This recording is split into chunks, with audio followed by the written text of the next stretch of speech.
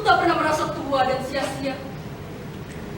Aku hanya merasa bahwa harmoni alam dan keseimbangan hidup manusia harus tetap terjaga.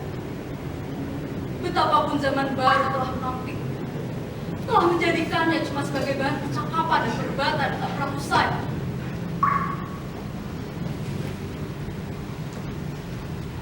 Perampokan massal yang pernah aku lakukan bersama Waska dan dua sahabat karibnya terkubur. Tinggallah mitos. Bergerak bersama, menghadang, menyanyikan yel-yel perjuangan, merampok, merampas, dan membunuh siapa saja yang berbeda. Semua itu hanya berujung pada sensasi penghancuran dan histeria kemenangan setelah kekuasaan itu tumbang.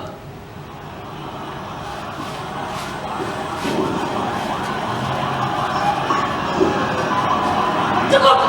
Cukup! Hentikan! Cukup!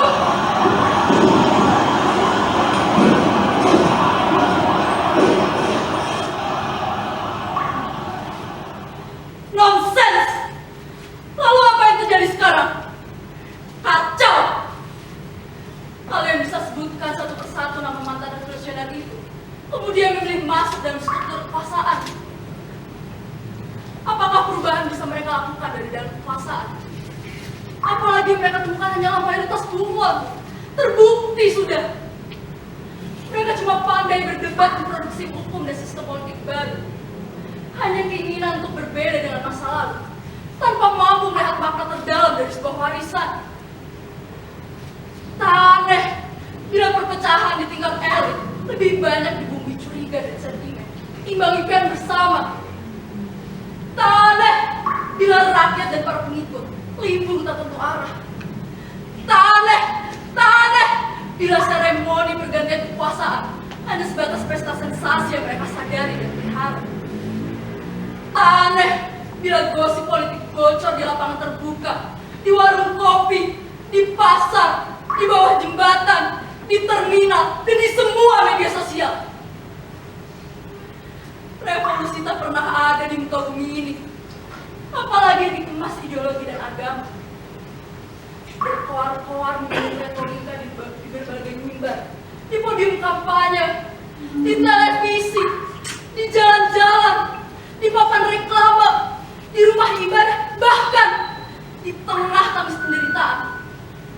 Maka yang tersisa hanyalah evolusi yang ketika beragam polusi. Apakah mereka mampu mengurai polusi dan menyampaikannya? Inilah soalnya. Waska yang sudah lama ditelan zaman tak mampu menjawab hingga akhir kisahnya. Begitu pun dengan Ranggong. Ranggong pun membisu bahkan setelah ia duduk menjadi ketua partai. Borok pun saat ini lebih nyaman jadi anjing peliharaan pemilik modal yang adalah sindikat mafia. Gila! Ini gila!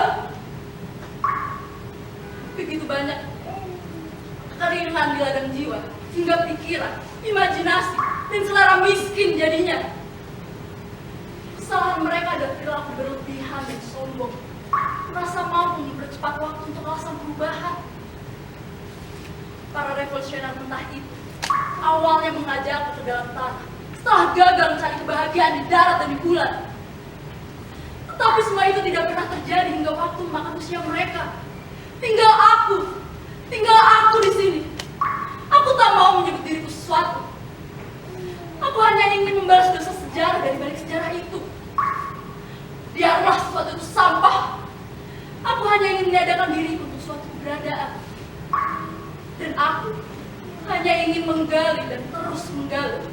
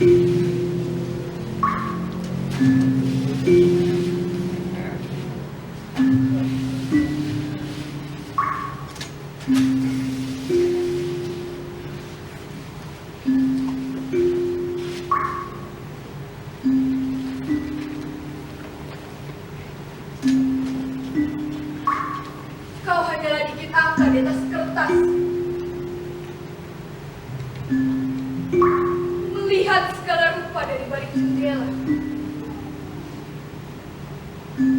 Ada emosi yang tergambarkan jelas dari dalam dirimu. Racun-racun sudah menghancurkanmu dari dalam. Aku telah mencium aroma besi tua pada jejak senyummu. Mereka terjalin dan mengekang gigimu yang lucu. Ada penjara di balik mulutmu. Tapi kita masih bisa berpegangan tangan, berjalan-jalan tanpa saling menangkap.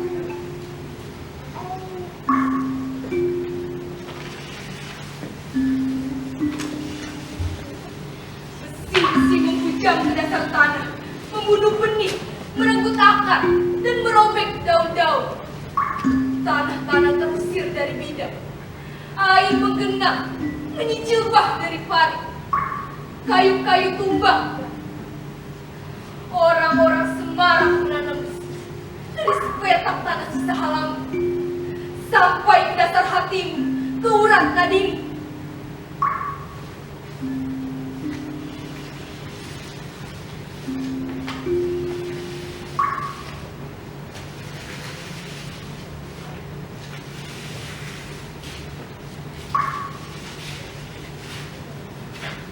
Halo Nyai. Ada apa Nyai? Aku melihat sisa pembakaran di dalam. Kenapa kau segar dulu? Selama ini kau hanya diam, tanpa kelupas karena kesemaian. Apa jangan-jangan kesepian kau melukai? Sepi memang sudah melukaiku. Tapi perampokan besar-besaran di bumi ini terlalu sulit untuk dibendung. Asal Nisima tahu, aku hanyalah titik embun yang segera kering bila matahari meninggi. Jadi, aku hanya membayangkan jika kelak aku akan hidup bersama bubuk ini. Ada lapisan-lapisan yang tak dapat kita mengerti. Bahkan bila kita tahu, kita itu tidak dapat menjamah dan mengurainya. Karena memang begitulah. Tapi lihatlah, pagi yang basah, sungai mengalir, dan bumi kuyup. Malaikat kecil menari-nari.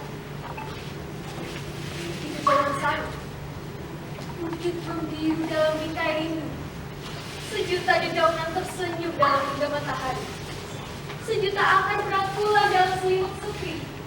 Aku menemanimu pada musimnya. Tak perlulah kau risau.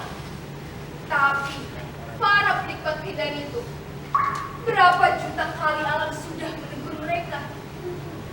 Tapi mereka tetap dibiarkan hidup nyaman. Itulah makna dari kehidupan yang memelihara konflik menjadi bumbu penyedapnya. Aku tidak bisa rela begitu saja. Sebab bencana dalam kehidupan sebenarnya masih bisa dibendung. Seandainya satu sama lain bisa mawas diri dan mengendalikan hasrat mereka. Jadi kau mengartikan kehidupan sebagai bencana. Kita itu bagian dari alam dan setiap kita memiliki peranan. Bila keberkahan bisa dijalankan dengan baik, benar, dan indah, maka keberkahanlah yang dituai. Alam itu punya cara sendiri untuk berkembang, bertahan, dan memperbaiki diri. Kau tahu, justru yang alami dan seimbang itu sudah tidak ada. Kalaupun ada, mereka hanya jadi stempel kata-kata dan bukan perbuatan nyata. Kata-kata, apalagi yang dimaksud gambar cenderung manipulatif dan berlebihan. Jadi aku tidak bisa melakukan pembiaran ini. Akan aku mulai dari diriku sendiri. Kalau begitu, kau sama saja dengan Didi Beton yang memenjarakan kota. Kau mengurung energi kecintaanmu pada semesta alam hanya dengan kesuburan sepetak tanah. Dan kamu menganggap lebih dari cukup tanpa peduli dengan keselamatan manusia di belahan lain. Kau akan terjebak dalam cara berpikir yang sempit dan naif. Dengar, diam ini adalah puncak kepedulianku. Ini adalah sikap yang paling mungkin dilakukan di situasi kacau balau seperti ini. Kau lihat ini. Lihatlah. Tanah-tanah hitam ini sudah membangunkan kekuatan. Saat aku semai benih, seketika sukacita muncul di antara kami. Tanah gempur dan menghilang. hitam adalah harga diri bagi para petani. Itulah yang aku maksud. Allah mempunyai jawaban dengan sendirinya. Jadi kau itu tidak perlu risau, Nyai. Tetaplah menjadi dirimu, menjalankan apa yang telah menjadi takdirmu. Apa yang kau katakan itu memang benar. Aku percaya takdir, tapi tidak dengan nasib. Para manusia ini memang ditakdirkan untuk menjadi pemimpin di atas muka bumi ini. Tapi bukan untuk mencetak, apalagi menguasai nasib pahit. Itu penguasa namanya. Kuasaan dimanapun cenderung korup. Nyai Dara, kau itu memang sahabatku yang paling tidak bisa aku mengerti. Banyak musim itu telah berganti, Nyai. Tapi sikapmu masih berbeda. Aku akan bersedih hati jika ketulusan kita itu hanya akan terus bersia-sia. Tidak ada akan yang sia-sia.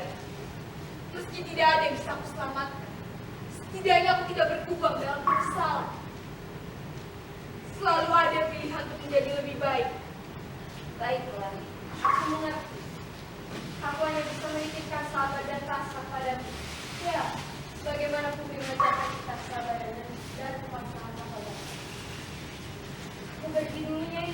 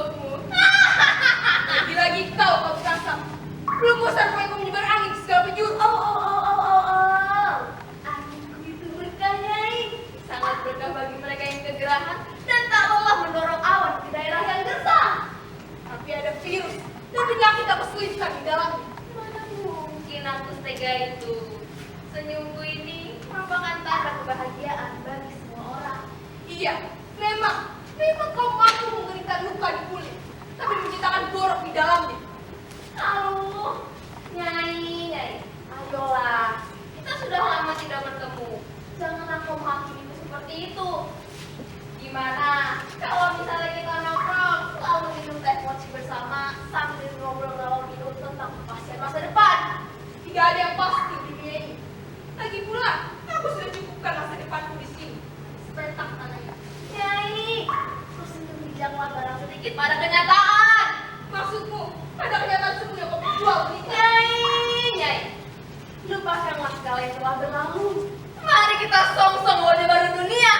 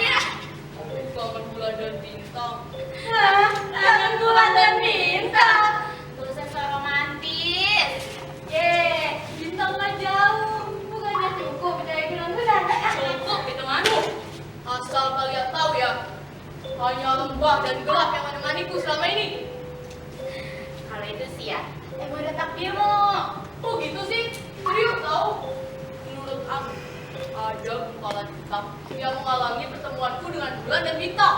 Gumpalan hitam apa sih? Mungkin itu rombongan awan.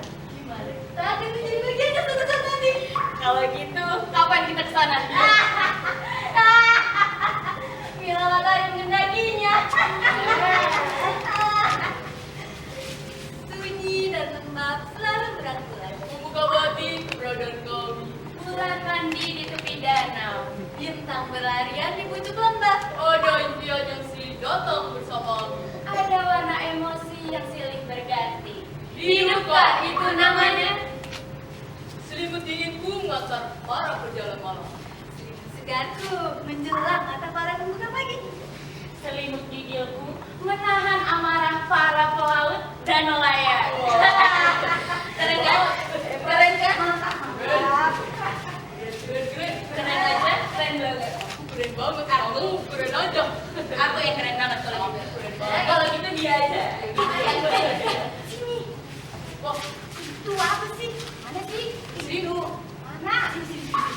Ya, aku diajak dong. Lama. Itu dia. Mana sih? Apa sih? Itu. Aku kan kabut malam. Mataku rabun.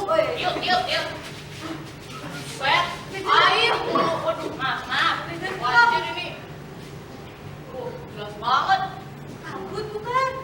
Bukan, itu mah asap pembakaran. Kalau itu sih dari dulu udah ada cuy. Karena sejak dulu manusia suka membuat api unggun. Tapi ini tuh beda. Lihat lagi. Beda. Asapnya lebih tebal dan tahan lama. Berarti kan titik apinya jauh di dalam akar dan akibatnya nyebar kemana-mana. Tadi jangan pernah ngerti. Iya ya. Terus gimana dong? Sekarang kita akan menetapkan asap itu. Jadi, kau tak akan pernah bisa melihat bulan, melihat bintang. Bisa sih, bisa. Gimana? Kecuali kalau asap hitam sisa pembakaran itu benar-benar hilang. Oh, begitu. Seperti asap rambutan dan keserakahan. Sensei, dengar. Ini ya, lebih baik kalian antar saja para penabur keserakahan itu untuk mandi di danauku. Kenapa? Ada banyak binatang buas yang siap membersihkan ketololannya. Benar. Hati nurani yang sudah lama kebal harus sering dikasih cap terapi. Tapi bukankah tugas kita hanya merekam segala rahasia kehidupannya?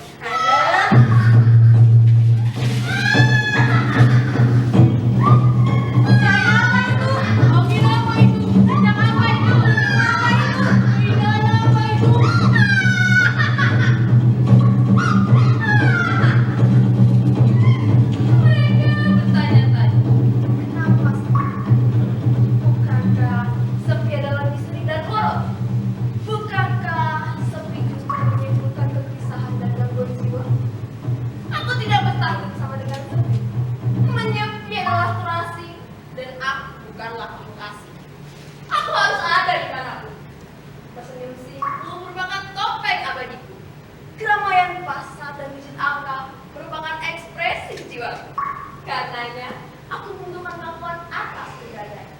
Aku bebas memilih cara beradaku. Dan aku leluasa mengatur cara berada kalian dimanapun dan kapanpun kalian berada. Siapakah itu yang berbunyi sama tapi berbeda bau? Siapakah itu yang berwarna sama tapi berbeda ceria? Siapakah itu yang menari indah tapi gerak tak sama? Siapakah itu yang bernyanyi merdu tapi hati kami tak mengenalnya? Halo kawan-kawan, aku adalah kalian dan kalian adalah aku. Ih, Jauh.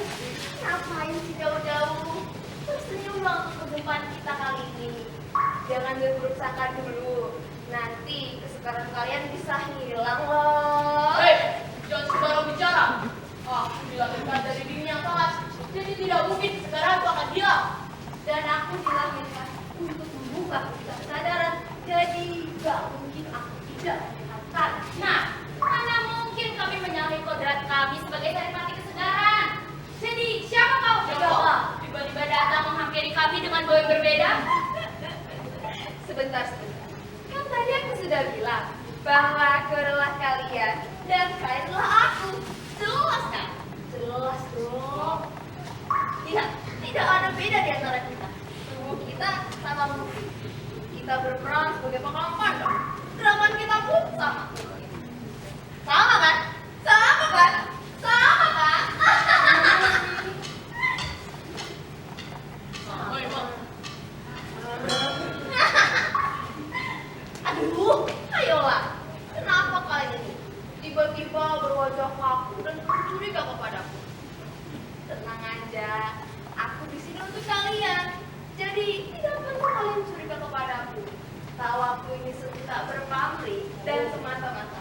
hanya untuk berlipat kebahagiaan dan kesenangan.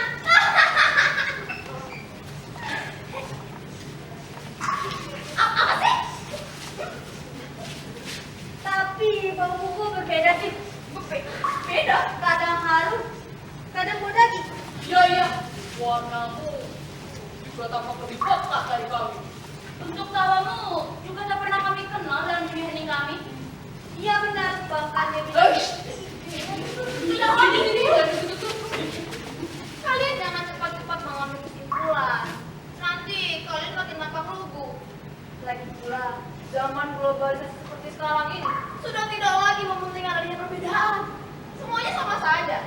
Agama, politik, budaya, ekonomi, suku, ras, seni, primer, student, bahkan kiai dan perampok atau iblis dan malaikat sekalipun sudah tidak ada lagi bedanya. Semuanya sama saja. Kayak kita ini, mereka bergaya sama, berbaju sama. Kenapa sama? Iya gitu. Jadi, ayolah. Kalian ini harus ngerti siklus zaman sekarang. Jangan bersikap defensif seperti itu dong. Nanti kalian bisa bertutur diri seperti alien. Alien? Apa itu alien? Iya kan? Aku ada di antara pabrik dan rumah siapa jalan-jalan perkotaan. Asli saja. Sebab lama-lama mereka menerima kehadiranku apa? Dengan pembakaran gundukan sampah. Dengerin dulu dong.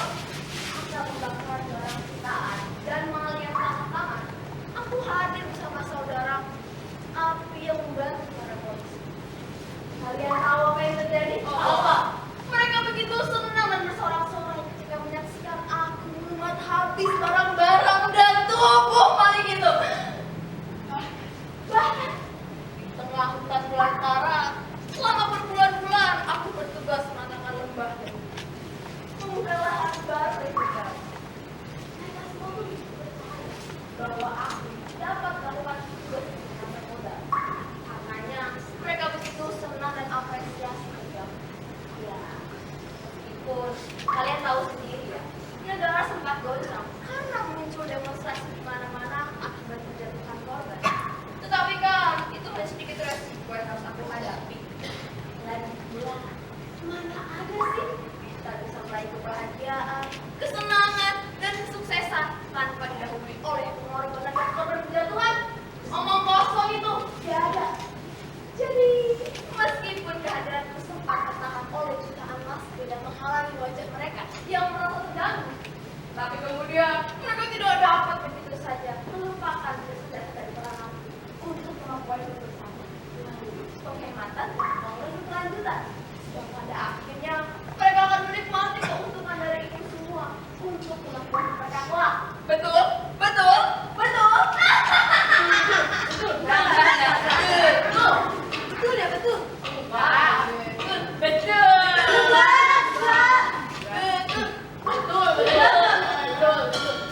Betul atau tidak betul, sudah tidak ada bedanya. Betul itu. Hidup ini kan intinya tentang kebahagiaan dan kesenangan. Dan bagaimana keduanya bisa kita raih semudah dan sehemat mungkin. Udah, itu aja. Gampang banget. Jadi, marilah kita saling menerima kehadiran siapapun dan apapun yang datang kepada kita. Supaya jalan dapat terbuka lebar karena kerjasama yang saling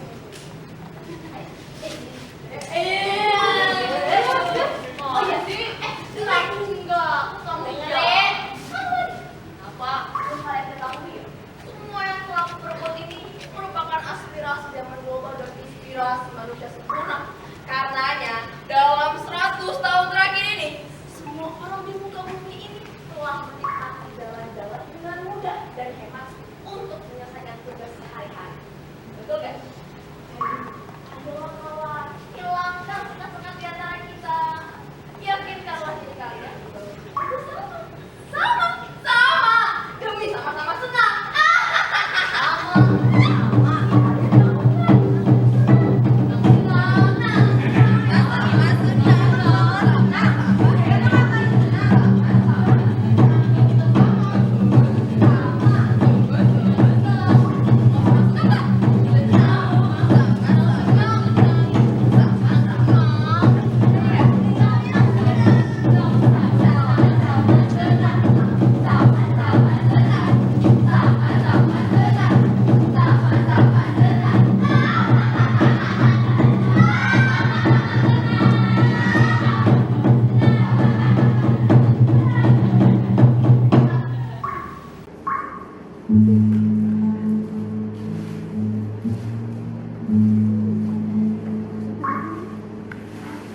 Wah,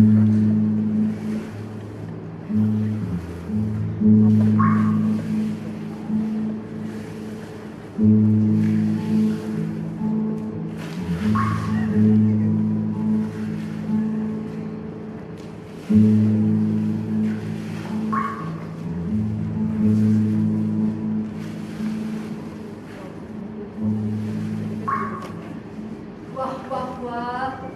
Segar sekali tomat dan sayuran. Indah sekali hidup yang kau jalani, Nyai. Apa kabar, Tua Mata? Senang sekali bisa bertemu denganmu. Ya, seperti yang kau lihat, keindahan alam selalu muncul tanpa hambatan. Betul, Nyai. Tapi keindahan bagiku adalah keberhasilan kita melewati puncak kelelahan dan kesedihan. Aku sependapat denganmu, tapi keindahan juga bisa kita dapatkan saat kita dalam kelelahan dan kesedihan. Sebab keindahan tidak selalu berbanding lurus dengan kebahagiaan. Sepertinya itu sekedar retorik kamu, Nyai.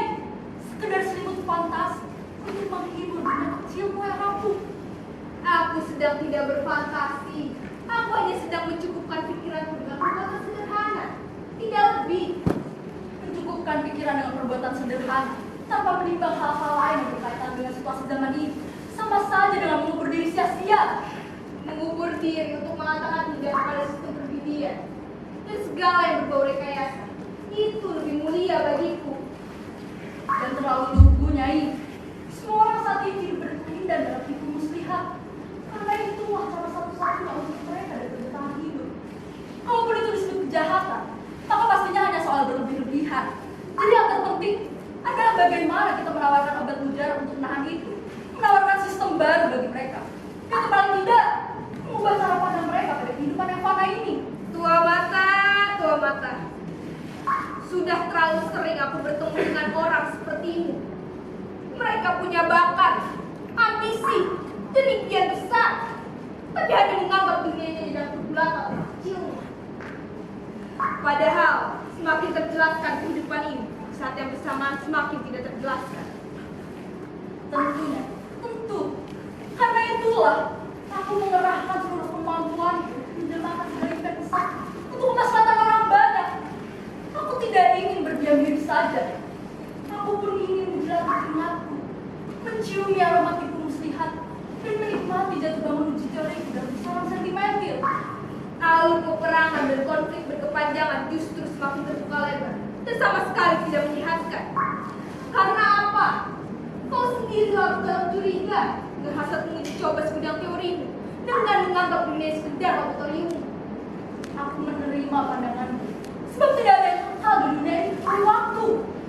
Tapi menganggap orang hanyalah kitaan gagasan atau bidang-bidang caturmu, itu sama saja membunuh daya hidup setiap orang untuk menemukan pilihannya. Wah, wah, wah. Kalau itu, terlalu berlebihan kesimpulan yang kau buat, Nyai. Dengar baik-baik.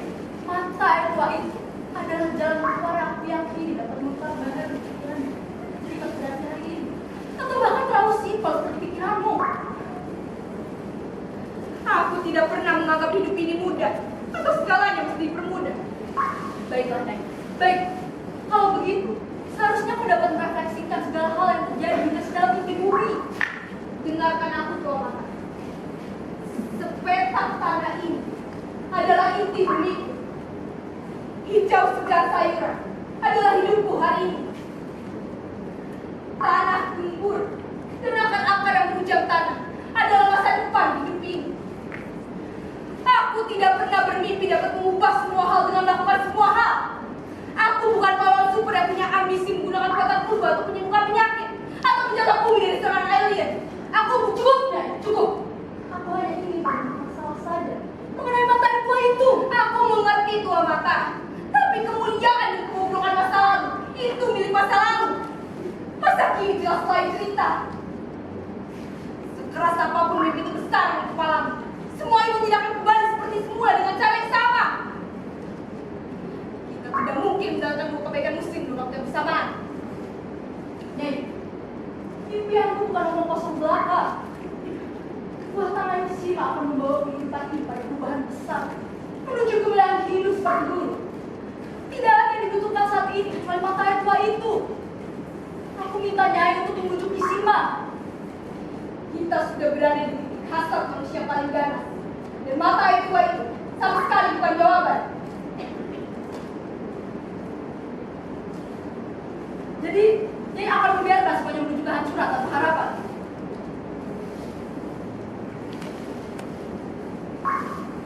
Tidak ada yang bisa kita lakukan. Kau, aku, dan Misima adalah corong-corong tua berkarat. Sekedar buku lama tentang nilai-nilai. Aku tidak ingin hanya jadi saksi atas kesempatan ini, Nyai. Sudah saatnya kau, aku, dan Isima melakukan sesuatu. Inilah saatnya. Aku minta maaf, Tua Mata. Aku tidak bisa melakukan lebih dari yang bisa. Karena aku sudah teguh pada pendirianku.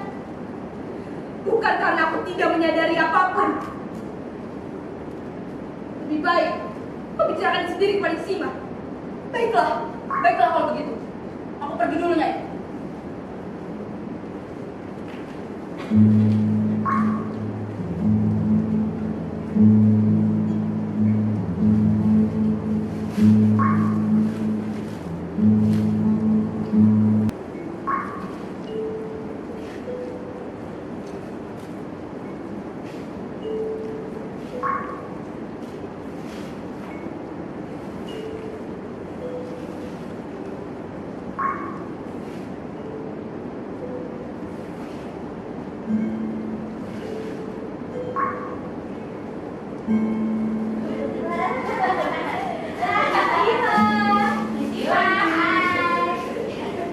Sunyi dan lembab selalu beraturan. Menggawati keberadaan kau.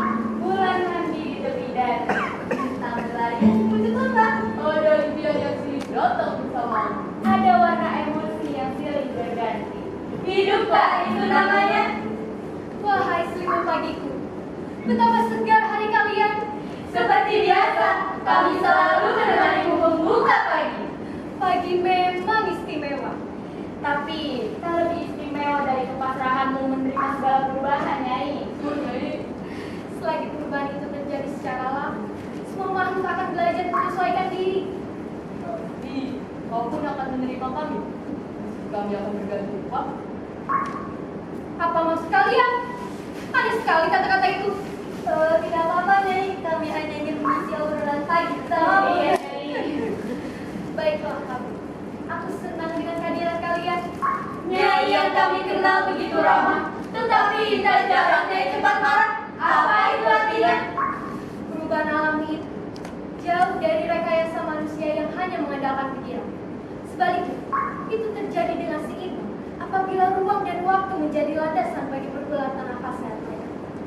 Jadi amarahku itu lebih bersifat spontan karena ada yang mengganggu keseimbangan dan ketulusan cinta yang membantu untuk dibuka pada hidup ini. Wah. Shima memang seperti putri bambu. Sempurna dan ketahananmu seperti rumpun bambu yang kau jaga selama ini, Nyai. Kami hormat padamu. Itu memang sudah kewajaran. Semua makhluk akan memiliki keduanya bila ia benar-benar ikhlas dan pasrah dalam ruang pengabdian. Oh iya, aku dengar ada seorang yang bernama Tua Mata akan datang pada Tua Mata. Apa kalian mengenalnya? Tentu, Nyi. Dia adalah seorang pekerja keras yang tak mengenal lelah. Setiap hari, hidupnya hanya dihabiskan untuk menggali sumber mata air tua yang sudah lama kering di dekat paling sungai. Tak jauh dari sini, dekat. Dia meyakini bahwa dari sumber mata air tua itu dapat menyembuhkan segala macam penyakit dan sejuta dalam saat ini. Oh, begitu menurutmu? Kenapa ini? Ada yang aneh? Iya. Tidak, hanya saja dunia itu masih melahirkan pemimpi kuyup. Apa itu? Apa maksudnya? Bukankah justru hasilnya akan menginspirasi banyak orang jika Saripati masa lalu ditemukan? Masa lalu, biarlah menjadi miliknya.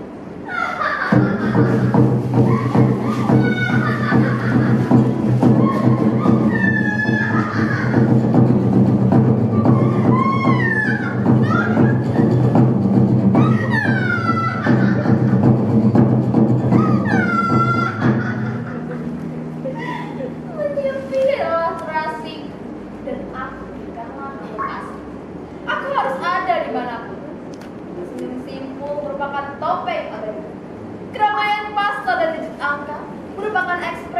juga. Karenanya, aku membutuhkan kemampuan atas badan. Aku bebas memilih cara beradaku dan aku leluasa mengatur cara berada kalian di mana dan kapanpun kalian berada. Lagi-lagi kau kerakusan itu. Hai, Lagi-lagi kau serahkan itu. maaf Nyai, segera akan kami usir dia sekuat tenaga kami, sekuat kami menangkalnya. Jangan mimpi kalian bisa mengusirnya. Apalagi tampaknya kalian sudah kepincut dengan kehadirannya. Tidak mungkin Nyai, kami setia selalu pada pagimu dan suara air selinganmu. Bagaimana mungkin kau kembali? Bagaimana mungkin kau menemukanku lagi di sini? Hai Nishima, kita sudah lama tidak bertemu. Lihat, senyumku tak berpaku. Kenapa kau begitu risau? Risauku itu punya alasan kuat. Tidak biasanya bulu kuduku berdiri seperti tempo dulu. Senyum berpamrih atau tak berpamrih sudah tidak berlaku dalam rangkaian kata. Tenang Nyai, segera akan kami usir dia sekuat tenaga kami, sekuat kami menangkalnya, sekuat keimanan kami, sekuat cinta kami pada persahabatan kita. Percayalah!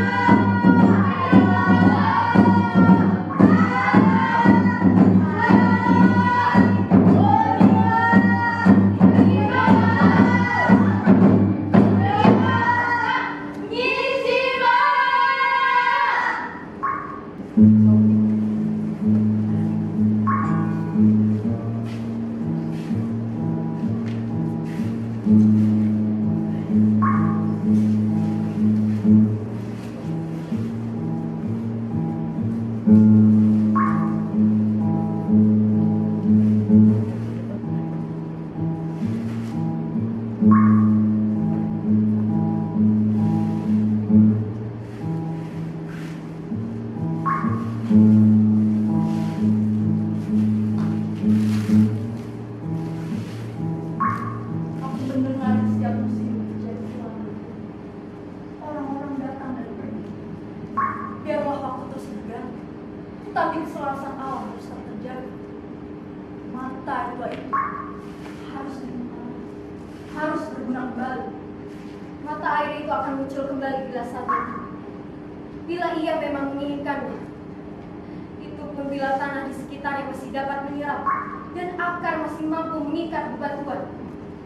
Ya, tapi upaya menemukannya adalah perjuangan atas ringan napas tua. Karena sejarah kotor itu, rentetan peristiwa masa lalu yang melukai kemanusiaan itu, harus aku cuci dengan santai hubungannya. Luar biasa mimpimu. Hati-hati, kau bisa terpeleset dalam ambisi. Nyai, telah banyak kesedihan aku ingin menjadi titik agar bukit-bukit itu menghijau kembali. Jika cinta masih mewarnai kemarau dan reruntuhan, itu harapan terakhir yang tersisa. Kau itu terlalu melankolis, Mata. Ini bukan soal sentimental, tapi pertanggungjawaban sebagai bagian dari sejarah kotor itu. Apakah salah jika di saat siang ini aku mencari obat atas penyakit hari ini? Bukankah kau mengerti soal dunia fana dan asinnya air mata? Di sini usia memang tak terpahamkan, tapi mata air itu dilahirkan oleh waktu. Ia lahir dari kesunyian dan penderitaan. Tapi mata air yang aku maksud sudah ada sejak dulu. Bukan hanya air yang jernih, segar, dan menyehatkan. Lebih dari itu, suasana di sekitar tempat itu dapat menyegarkan pikiran dan perasaan banyak orang. Indah kan? Jadi tak perlu lagi kita menunggu seperti menunggu kehadiran bayi ajaib atau Imam Mahdi atau juru selamat. Bukan menunggu yang aku persoalkan. Semestinya kau pun paham dengan seksama segala perubahan yang telah terjadi saat ini. Aku hanya khawatir sia-sia akan datang lagi padamu bila kau hanya membawa mimpi. Kau dapat membantu mewujudkannya, Nyai. Kau hanya perlu memberikan sedikit saja air selingan seperti pancingan. Dapat kau bayangkan, setelah puluhan tahu sumber mata air tua itu enggan mengeluarkan airnya, tiba-tiba mengeluarkan airnya kembali. Luar biasa. Mata air tua itu akan bertuah. Semua yang kotor akan terjernihkan. Semua yang bersih tegak akan menurunkan rasa nafsunya. Yang lemah akan terbangunkan. Dan yang kuat akan tersadarkan. Alam dan semua makhluk akan kembali pulih dari kerusakan, Nyai. Lupakan semua itu, Tua Mata. Aku hanya menjalin takdirku, menyimpan air di bambu ini. Menggayang di celah bebatuan itu adalah sifat air. Ia melaju dari hulu ke hilir, dari yang tinggi ke tempat yang lebih rendah. Jadi biarkan ia menjadi dirinya. Ia pasti mengalir pada saatnya. Bukankah kau sendiri yang mengatakan bahwa keselarasan alam harus tetap terjaga? Aku hanya perlu kau membantuku memancing mata air tua itu dengan air yang kau punya. Tidak lebih dari itu, Nyai. Tidak mungkin, Tua Mata. Bahkan jurus selamat pun dilahirkan oleh waktu. Jangan kau lupa itu. Aku mengerti. Kau tak perlu mengajari tentang sifat alam, Yesima. Tentu aku tidak merasa lebih darimu. Kecintaanku pada semesta alam ini sudah cukup membuatku tidak merasa lebih dari lainnya. Lalu mengapa kecintaan itu tidak kau wujudkan secara nyata untuk masa depan kemanusiaan? Kau perlu paham, Yesima, bahwa situasi hari ini harus segera diselamatkan oleh seorang yang tidak memiliki kepentingan saat. Dan itu hanya ada pada makhluk seperti kita. Aku tentu paham itu. Tapi bukan mesti kita yang berada di garda depan. Kepemimpinanku cukup dengan bertanggung jawab menjaga simpanan air bersih dan reproduksi oksigen. Sedang kau cukup mengembalikan tanah yang sudah rusak di sekitar sumber mata tua itu, menanam pohon kembali dan membersihkan polusi air dari sampah plastik dan pabrik. Itu lebih nyata. Pekerjaan mudah bagi. Kau tak perlu khawatir. Aku cuma tak mau membatasi pikiranku untuk menyelesaikan peristiwa yang terjadi hari ini hanya melalui satu pintu. Aku harus bersikap dan kita harus bekerja sama. Bekerja dengan merahkan segala yang telah dititipkan pada kita.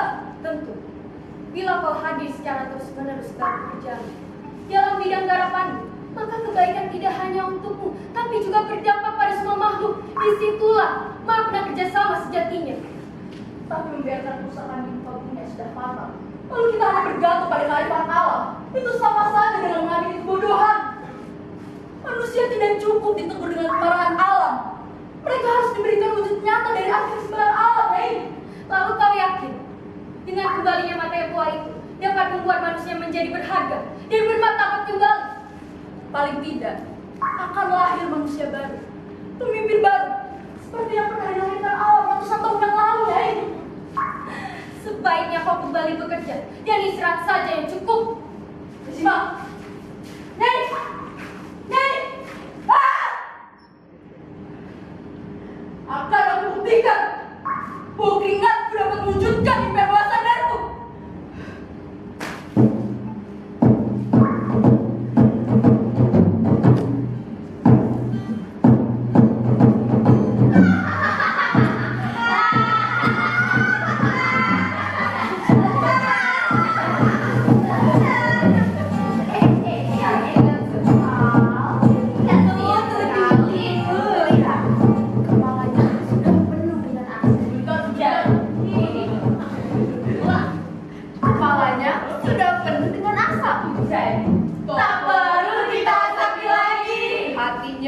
Sudah penuh dengan api. Jadi tak perlu kita kipasi lagi. Tubuhnya pun sudah penuh dengan bara. Jadi tak perlu kita kompori lagi. Betul itu. Gimana kalau misalnya kita sebarluaskan ke media sosial peristiwa maha penting ini, supaya semua orang di muka bumi ini yang keras kepala akan berpikir ulang bila ingin berbeda. Tapi dulu. Bentar, aduh, yang susah banget. Oke, boleh. Iya.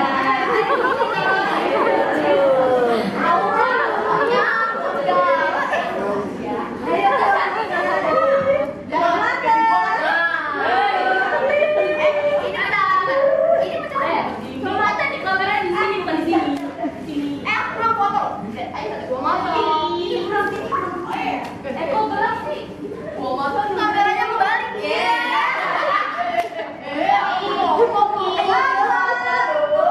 Jadi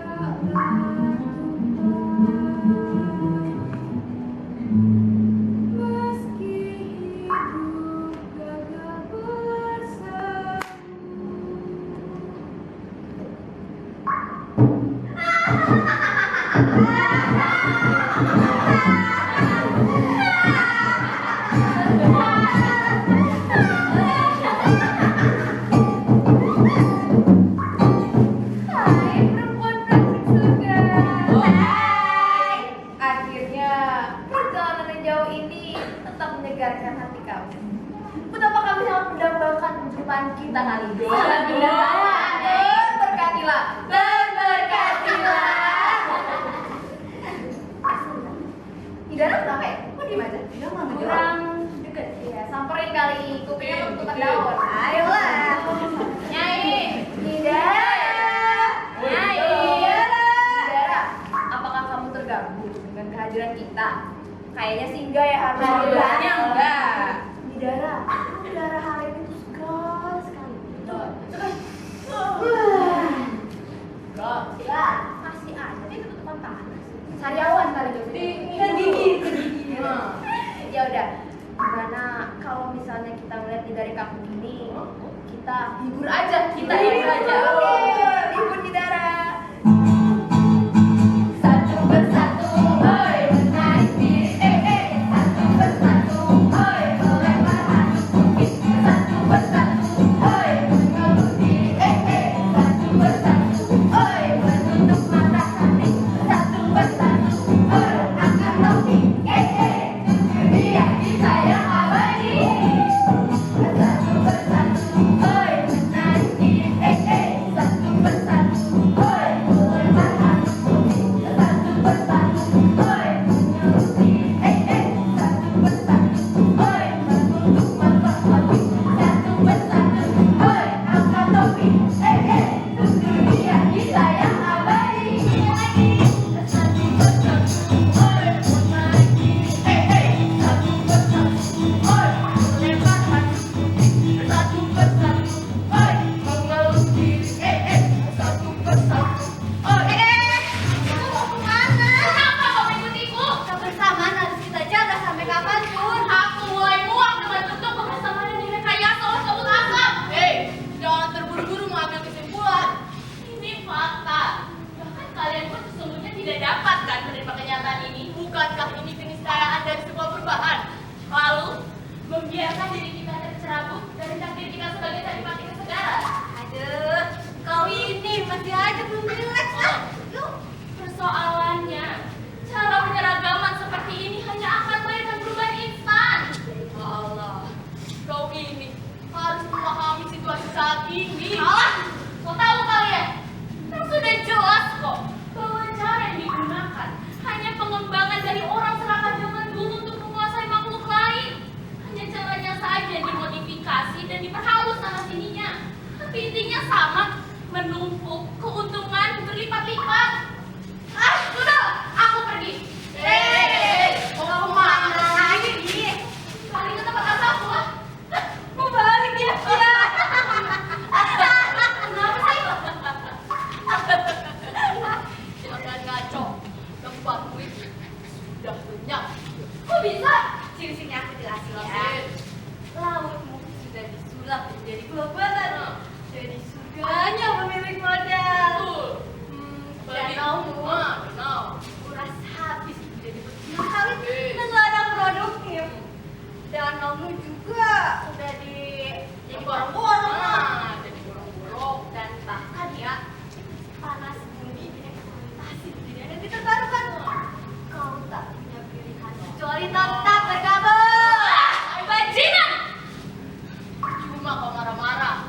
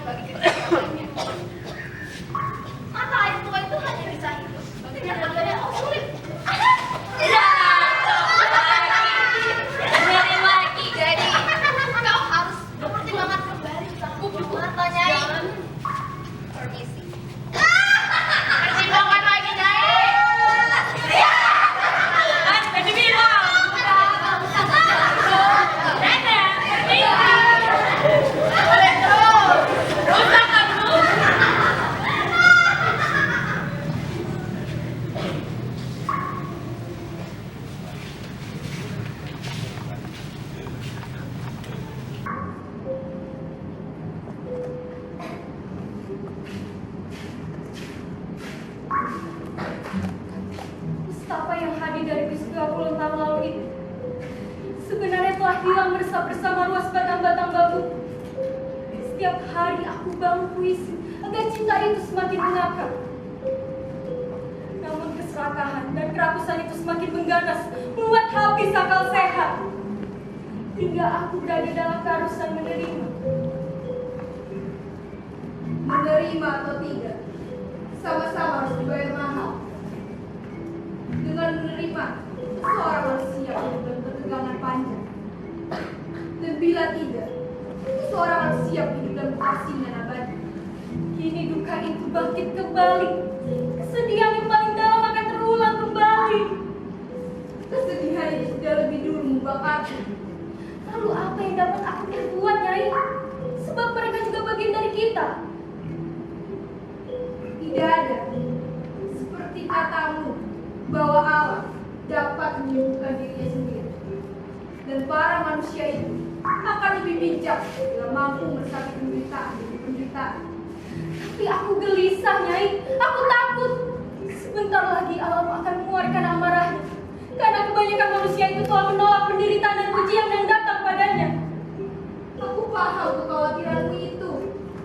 Tapi jangan lupa, setiap generasi punya cara masing-masing untuk memperbaiki keadaan alam.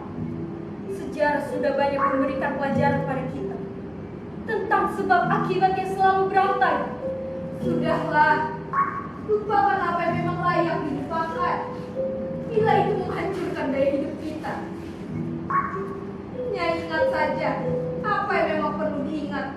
Bila itu menyehatkan dan membuat gairah hidup kita tetap terjaga. Apa kali ini aku yang sulit menerjemahkan hati nuraniku? Nyai, Yusima, sudah aku katakan, kita itu tidak dapat menentang alam. Tapi masih saja kau bersikeras. Kau pikir semua salah akan selesai di tanganmu? Nyai, cukup, Mata, cukup. Aku dapat membaca isi pikiranmu. Jika kau tetap memaksa, bukan hanya tidak menunggu mata itu yang marah, tapi seluruh alam jagat raya ini akan memuntahkan amarahnya. Amuka alam pembahana, iblis berjumpa lintah dari dasar neraka.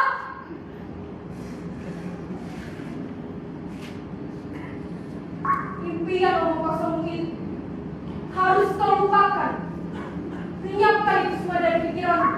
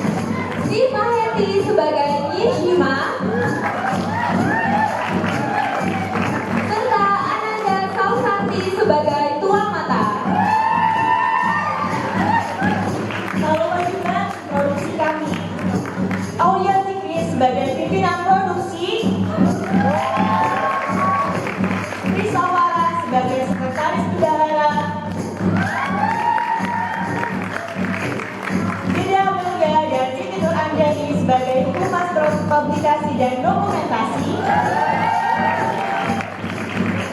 Raina Yasin sebagai Stage Manager,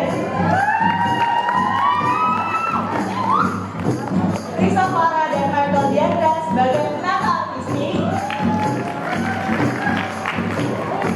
Aulia Zikri sebagai penata cahaya,